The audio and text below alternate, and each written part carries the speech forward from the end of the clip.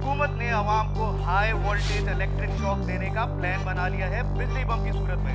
जी हाँ, हुकूमत की जानिब से 2 लाख रुपए तक का बिल सार्फिन के लिए जमा कराने की इत्तलात मौसूल हो रही है। बेगम, कुछ हुआ है आपको? कुछ नहीं, प्याज काट रही थी। मुझे लगा मुल्क के हालात देखकर असली आंसू निकल पड़े हैं।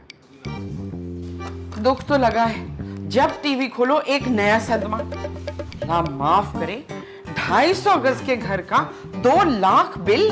भाई अम्मा, आजकल तो हर जगह बढ़ते बिल की ही बातें हो रही हैं। तुम फिक्र मत करो किरण, 2-4 दिन में हमारे यहाँ भी यही चर्चा होगा और तुम लैपटॉप पे लगी रहना। अम्मा काम कर रही हूँ यार, और वैसे भी लैपटॉप ना बैटरी से चलता है, बिजली से नहीं। लेकिन अम्मा, हर वक्त टीवी चलने का बिल जरूर आएगा।